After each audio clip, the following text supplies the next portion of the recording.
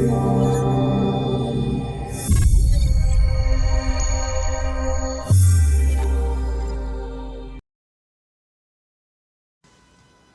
right, everybody, ding, ding, ding. This is Ringside's Corner Confessions, and y'all know me. This is Troy Vaughn, also known as Trey Amazing, your favorite part-time stripper, part-time megachurch pastor, but full-time dating commentator. And I am here with the Acclaimed author of the book, How to Be a Better Jump Off. I am here with the electric Kelli Koins. How you doing today? I'm doing great. Thank you so much for having me today. I was really looking forward to talking to you about this.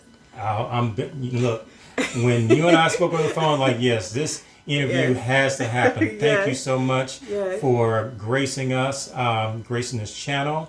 And so before we, we're gonna dive in, but just for the people out there, for the viewers, kind of give me a quick rundown and breakdown of, your background, who you are, where you're from, and what inspired you to write this book. Okay, well, thank you again. I'm Kelli Koins. This is my first book, How to Be a Better Jump Off, What Every Side Piece Must Know. I'm actually from Flint, Michigan, born and raised in Michigan. I'm a Midwest girl. I graduated from the University of Michigan. I moved to Atlanta probably around 2012. Started writing the book not long after I got here, like around 13, 14. And hey, I've just been rolling ever since. Okay. Well, I've heard some great things about you, and I know you're the author that people need to watch now. And I'm pretty sure in the not too distant future, we're going to see you on some talk shows and some radio podcasts talking about this, because this is certainly this is a interesting topic. Mm-hmm. This is a topic that a lot of people are going to want to know more about. So, really and truly, when we spoke and you talked about how to be a better jump. Well, first off, let me ask you: is there, you hear jump off, side piece, home wreckers, things like this.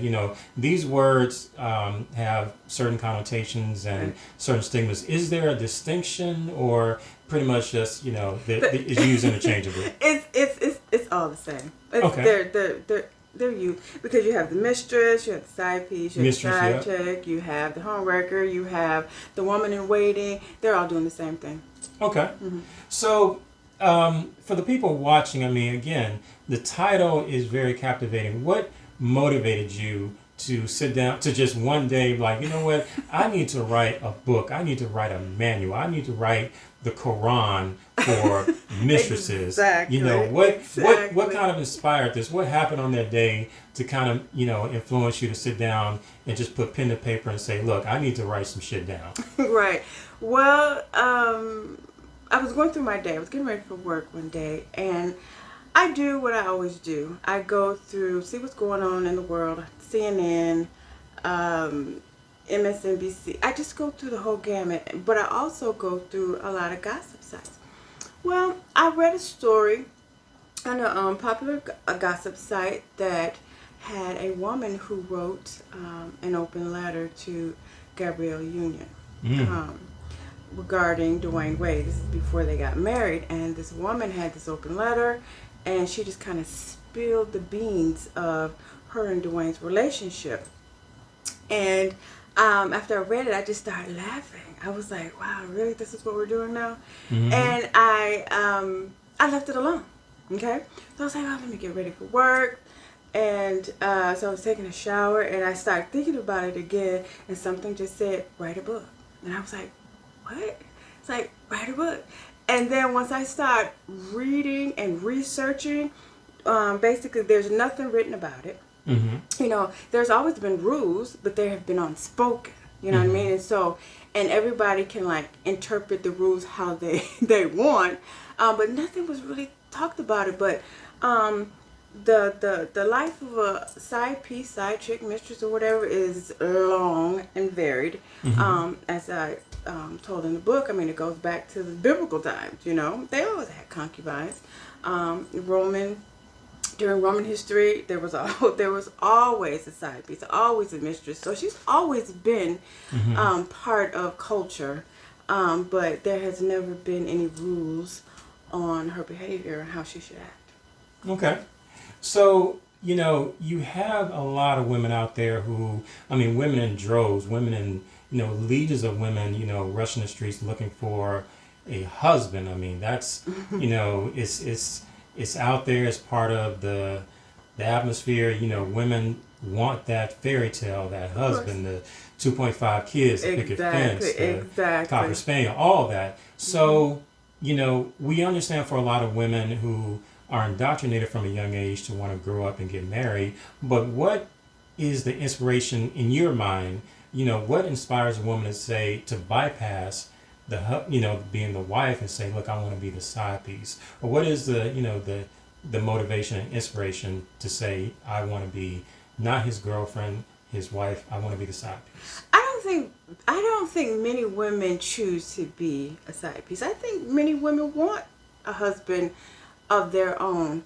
But it just depends on where they are in their life. Now, I used to work with a woman who had a husband and divorced them, and she started dating a married man. Mm-hmm. And she was very comfortable with that. She didn't want a man of her own. She wanted the benefits, but she didn't want the man, because she's like, look, I've already done that, been there, done that. I just need a man that can, give me what I need when I want it. She didn't want anything full time. I totally got it. I was like, I get it, I understand. But it just depends. I don't think women wake up and say, hey, I'm gonna be a side chick today.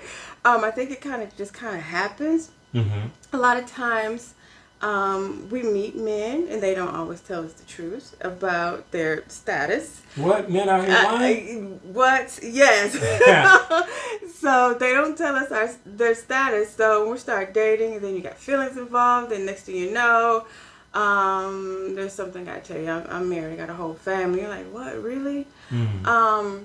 So there's different scenarios, but I really don't think that women wake up saying I want to be a side piece. Most women who want a husband of their own. So, not sure if you had an opportunity to read the book. I know, what was it, 2005, Miss Corinne Stefan's affectionately known as Superhead. She came out with the Confessions of a Video Vixen, something like that. I think that's the title.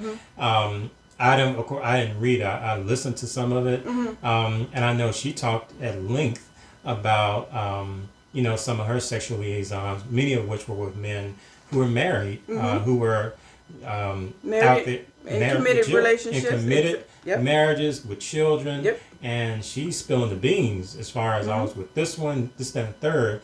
How would your book, as far as how to be a better jump off, how would that stack to that? I mean, I know that, with her, one of the things that stuck out with a lot of people, with a lot of readers, was she was naming celebrities. And I'm not sure, I haven't got a chance to read your book. I'm not sure if you naming some high profile people, but, what would you say, how would this stack up to something like that? Because she went all in, and she was giving tips. She was giving some... Oh, yeah. She spilled the tea on a lot. And what I would say to that, she worked that to her advantage. And I'm not mad at her for that, because she made millions of dollars spilling the tea, basically.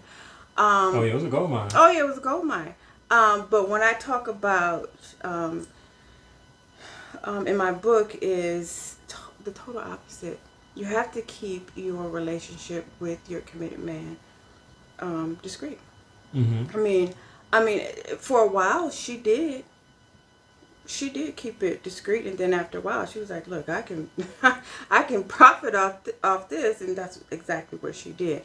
Most people will not profit much from telling their story, but I would argue that most would benefit greatly just by being quiet about it. And I talk about it a little bit in my book.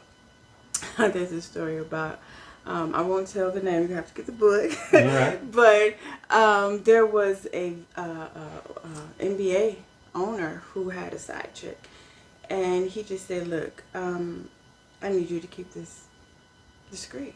And she did, and he died, and he left her in his will, and she got paid lots of money. So and it doesn't benefit anyone by telling your story. I mean, you can ruin families. Families have been ruined. People have been killed.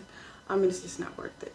You know, if you're going to be in these type of relationships, it's best to keep it discreet. Even, not even telling anybody, not your best friend, not anyone. Because you see what happened with Monica Lewinsky when she was with our former president, and she starts, you know, telling people, and then someone was recording her, and then all hell broke loose, you know. Now she's a household name. Exactly. She's a household name. You know, everybody calls her everything from a skank to a homewrecker, but... Yeah, not in a good way. And not in a good way, yeah, but Bill Clinton came out unscathed, you know what I mean? Yeah. He's still doing well. Exactly. And so, but, you know, if she had kept her mouth closed, she probably would have been very, very successful, and wouldn't have had such a hard time, you know, profiting professionally.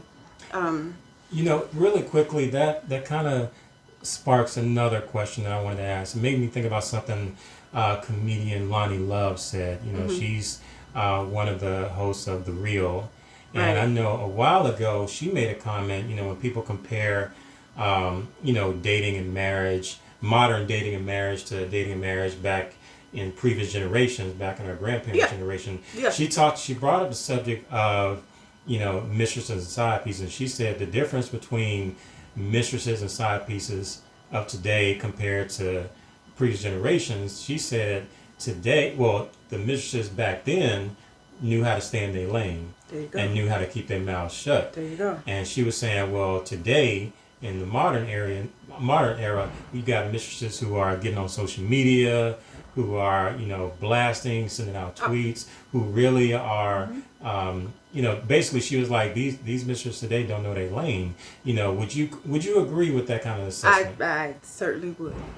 You know, coming from my father was a notorious womanizer. He had many women. Okay. And my, you know, I was married to my mother, and of course there was no social media or anything like that, but no woman ever came to my parents' house knocking on the door. You know, I remember, you know, getting, you know, the phone may ring and, you know, answering the phone and no one's there. They didn't ask for him or anything like that, but you don't know who it is, you know, just hanging up and stuff like that. But no one ever came to our house. You know what I mean? Nobody ever came to my house. I mean, he got caught, but it wasn't because the women came to the house. I mean, they knew and understood the rules of the game, even though there were unspoken rules. But people knew back then because, you know, things were different. Now you have social media. You have more women just being women, being themselves. It's like, look, I can do what I want to do. I can just be an extra. Exactly. So, and there's no honor among thieves, if you will. You know what I mean?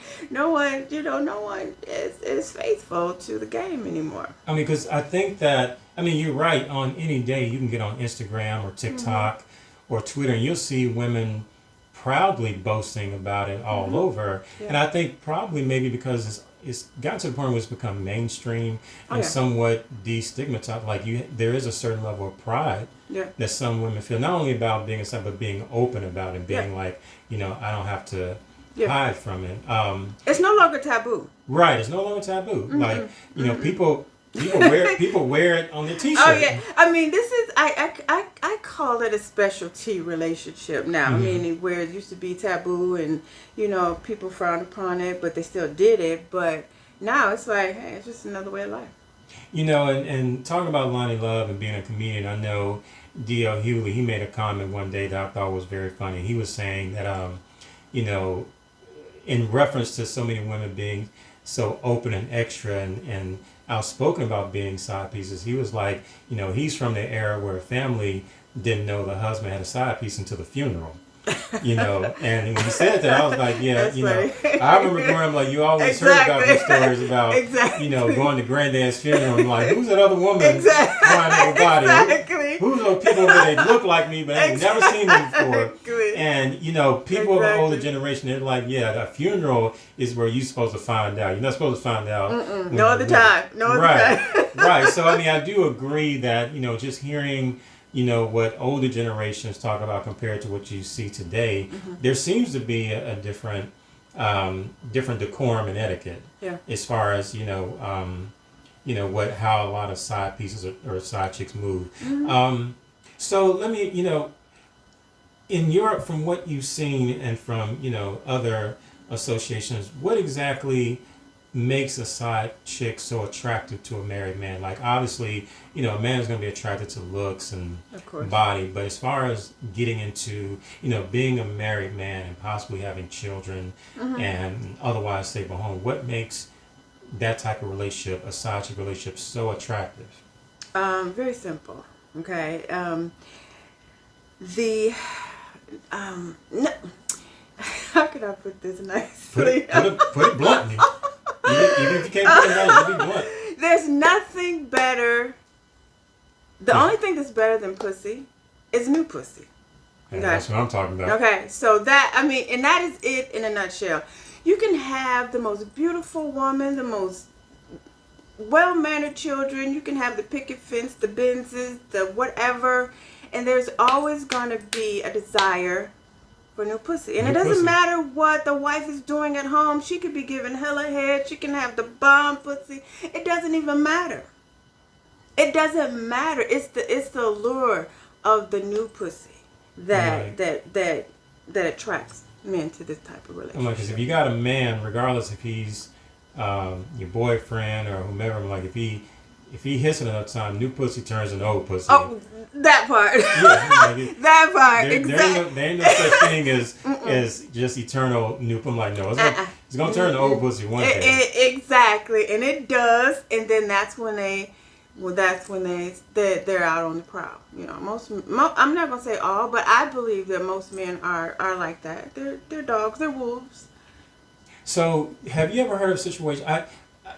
I've heard this before where side chicks get mad when they say their man is cheating on them with the wife, and I'm like, is that a thing? Like, if you're the side chick, can your man cheat on you with the wife? I'm like, isn't that like an Well, oxymoron, or how does that work? Well, that works because because men lie. Mhm. Okay, so you have a man who may tell a side chick, yeah, we're still together, but we don't, you know, we sleep in different rooms. We're not having sex anymore, and you know, it's only a matter of time. You know, the regular bullshit. And so he's lying to this side chick. Okay, and then she finds out later. It's like, well, really? You going back to your wife? So she feels like she's been cheated because she's been lied to about his true status. I mean, and when I in the book I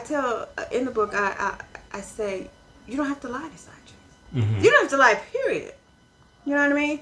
I'll give you an example. My brother was notorious for having side chicks.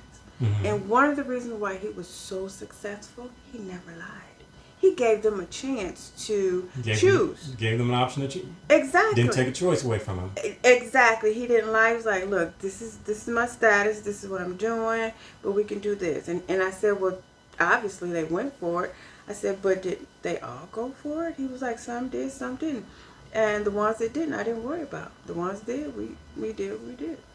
You know, they make movies about, you know, the type of scenario. You know, what happens when you get involved with a married man and, you know, everybody seems to be on board with the arrangement, but what happens when, as a side chick, you catch feelings? You know, You can't. I mean, is it mechanical like that, or have you ever heard of a scenario where a side, over time, like, you know what, I want him for myself? No, you can't. You have to go into that with a goal in mind, and that goal is not to get the man. Okay, because one of the reasons why you can't go into the goal of getting the man, because you may get him, but that is not going to stop him from cheating. You know what I mean? So it's just going to be the same script, different cast. You know, who wants that? So just go in with the goal in mind. Do not catch feelings. Date whoever else you want to date. You know what I mean?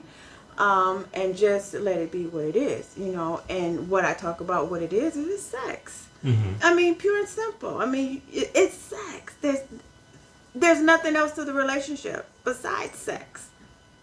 And for your part of providing that service for him, I mean, you should be benefited.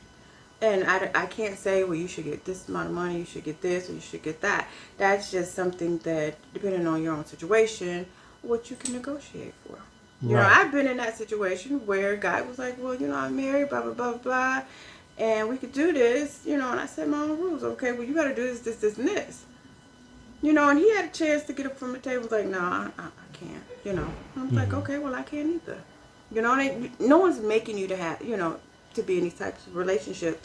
Like I said, I've been on both sides. Okay, I've been a side chick and I've been cheated on. So, and I talked a little bit about that in the book. So that's why it was so easy for me to write this book. You know, I'm not writing it because I didn't live this, or I don't know what I'm talking about. You know what I mean? No, about that life. I was about that life. I was about that life, and it's funny because he got caught. And it wasn't because of me. It wasn't because of me. You know, men get careless, very careless in these types of situations. And this is a situation where you got careless. This is before, you know, iPhones and you could lock them. You know, these were just, you know, you could just start reading text messages and stuff and try to put two and two together. And that's exactly what happened. And the wife called me. Careless. And for some men, maybe just a little arrogant. Or just like, hey, I can't get caught, or I'm invincible. Like, but actually, you know, for really quickly, everybody out there, if you're watching, want you to go ahead and find the Ringside Group on Facebook. That is the digital community where we are outspoken, over top, and opinionated about these topics on a regular basis. Go ahead and go to the search box on Facebook, type in Ringside LLC, and request to join the group, and either myself or one of the admins will admit you. And that, you know, to go off something you said earlier, I have to, you know, I'm going to go ahead and boast a little bit and brag out. Okay. I'm somebody that believes firmly in being faithful to my woman, only because, you know, and I you know, like I said, you know, when I'm with a woman, I'm not perfect. I mean, like I told you, I will drink from the milk carton. I will fart in bed sometimes. I got my quirks. And leave the toilet seat up, right? I do that all the time. That's Okay. that's common. Okay. But like I've always said, you know, I'll never cheat on you. I'll never put my hands on you, and I'll never call you out your name.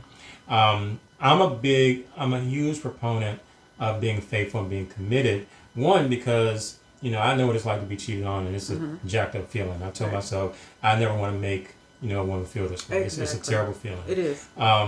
Two, you know, if I'm with a woman I love, hopefully I'm with a woman I feel like she's worth getting out the game and getting out the streets. Exactly. Number three, you know, my biggest fear, and for some men, you know, if my 1 and 2 ain't your thing, I would say, look, do it out of, you don't know how that woman is going to react when, not if, but when you get caught.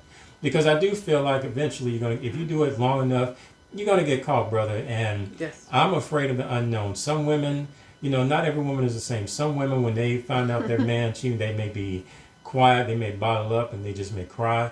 Other women gonna get violent. They're gonna explode. They're gonna explode. They exactly. may do a lot more than key your car and breach your clothes. Exactly. And so for me, I look at it like, you know what? First and foremost, I'm not a great liar, and I'm not great at covering my tracks. Number two, I'm afraid of what a woman will do. So it's like, you know what? If I have that fear of how a woman could wreck my world, maybe I just shouldn't just do it. Don't do it. Just don't do it. If I'm horny and she's not around, look, I'll jack off. I will, you know, I'm like, I'm gonna get that nut. Okay. I'm gonna get that nut by myself. Exactly. Because I mean, with certain situations, especially when you see celebrities and a lot of men with money and power, I've always wanted to know, like, aren't you ever afraid of that side chick saying, "I'll tell your wife"? Because if you got that much power and so much to lose, you know, you're ultimately giving her leverage, especially if she can prove, if she got receipts. Exactly. Then what's to stop the situation? If she comes to you one day and says, "Look, give me more money, otherwise I'm gonna tell your wife," or "Give me this, or I'm gonna run to the press." And I never could understand why so many men of power put themselves in that situation. Let me tell you why. My thought is that um, when side pieces do that, they are blamed for what the man has done, not what the man is doing. You know, it's not the issue. It's the fault of the side chick. You know what I'm saying? So it doesn't matter. It doesn't matter. He can still hold his power. People are going to, you know, continue to love him just like they did Bill Clinton. They continue to love him. What did they do to Monica Lewinsky? They dogged her out. Oh, they demonized her. Exactly, and that's the way it is, and that's the way it's always been. They made they made comedy out of her. Exactly, and so men in power don't care about that because they know at the end of the day, people are still gonna love them, and they're gonna look at the side chick like she ain't shit. He was like, well, you knew he was married. Why in the hell would you fuck with him? So it's going to be that kind of situation. It's not going to be the hatred is not going to be towards the man. It's going to be towards the side chick. So he has that power. You know.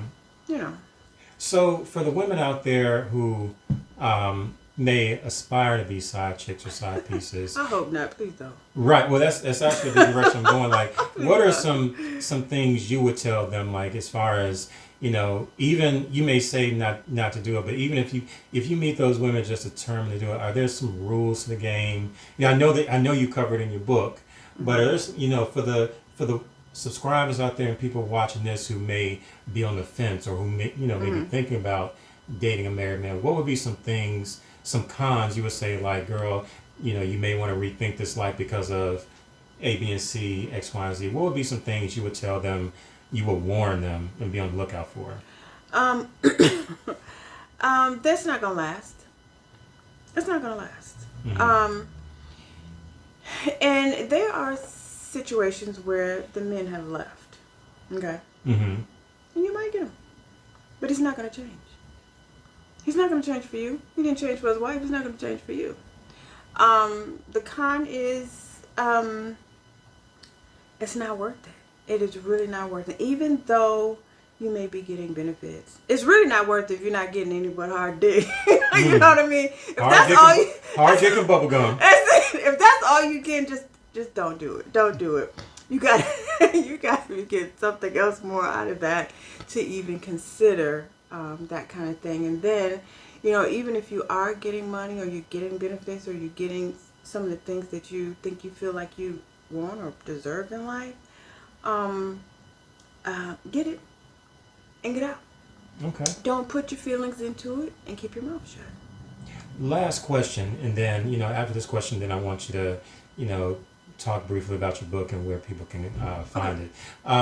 You know, we spoke a little bit, well, you just spoke to the future, the women out there who may be on the fence or think about it. But right now, if you had an opportunity to speak to the wives, the women out there who are married, what are some things you would tell them to be on the lookout for? Or, you know, what would be some traits or behaviors you would say, look, you know, these are some things you may want to adopt from some behaviors, or, you know, certain kind of clothes or lingerie or here's something. You know, I know you said earlier that, you know, a cheater's going to cheat.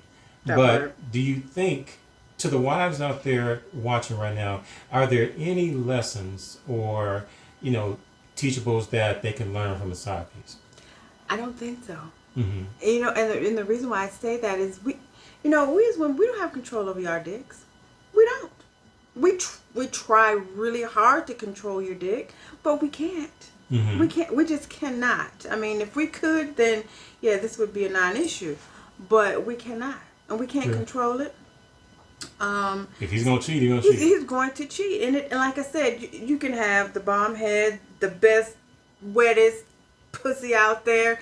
You can be the most beautiful. None of that matters. It does not matter when he wants new pussy. It does not matter. And so the question becomes is, how do you stop a man from wanting new pussy? Okay? If I knew that, you know, I'd write about it and I'd be an instant millionaire, right? But you can't. That is totally up to a man. You know, he has to, like you said you were faithful. He's going to have to say, look, yep, she's beautiful, she's this, but I'm happy at home. It's not worth the risk of my family. Your job. Sometimes side piece come to your job and act a fool. Ooh. You know what I mean? So it's not worth you losing your job, your wife, your children. Now you're paying alimony. Exactly. Like, come on, right. And now you sleeping with your side piece on an air mattress. Come on now. It's not worth it. It's not worth it. It really isn't worth it. So, but there's nothing that wives can do. I know people have asked me in other interviews, should they look at porn or, I mean, if you don't give your man head, then he's going to get it somewhere else because most men like that. Okay. Mm-hmm. So, I suggest you start giving him head. But if you already do that and you do everything else that he would like for you to do, sexually, I don't think there's anything else you could do. I mean, like you said, new pussy would trump old pussy any day of the week. So it's nothing that wives can do. It's nothing. You can't control your husband's dick, and you can't control these side pieces. You know what I mean? You really can't worry about, whether your man is cheating. But there are signs, when he started going to work, smelling a little different. It's like, oh, you got new cologne on today. Oh, what's going on? I had to pick this up. Exactly. Or want to change it up. Yeah, exactly. Or, oh, I'm going to the gym. I'm going to be home a little late. Oh, we're going to the gym now. Okay. So there's certain things. And women, we have that intuition. I'm like, what you doing at Planet Fitness at 2 Exactly. Okay, come on now. And then you have then you got his boys, his wingmen, who are always going to lie for him. Yeah, he was with me, but it's a lie. Mm-hmm. It's a lie. The wingmen know the side pieces. They're cool with him. They make sure he's protected. Really quickly, I feel like I'd be remiss if I didn't address the guys out there watching. Fellas, look, in my opinion, I've seen, in my 42 years, I've seen a lot of guys get caught. Mm-hmm. I have seen and heard the stories of what can happen, the divorces, the everything else. I want to address the fellas like, fellas, look, it ain't worth it. It's just not. Personally, again, I'm not perfect, so I'm not trying to sound self-righteous. But I do, and I will say, life is a lot simpler when you're not, cheating, and when you're not lying. Right, not all lying. That. You can't get caught. Right, because you got to keep up cheat. with like, what did I say last time? What did I do? Where was I at this time?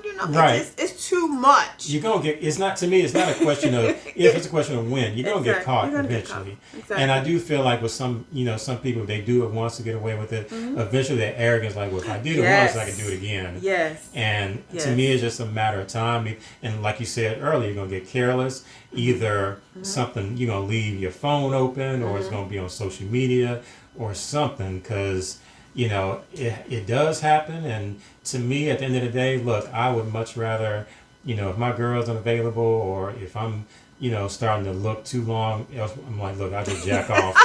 I'm gonna masturbate, and because if you masturbate, you ain't gotta worry about a side chick calling the house. You ain't gotta worry about a side chick saying she's pregnant. Nope. None of that. None of that. Life is so much simpler. The other thing is about, a lot of times when committed men cheat and they get caught, they're forgiven. Mm-hmm. Okay? So that kind of propels them, like, oh, okay, so she forgave me this time. She might forgive me again. She can do it once, she can do it again, and again. And then that's like, she ain't gonna leave me. Where you gonna go? Exactly. And then that's when the arrogance comes in, and then that's when you get dragged into court.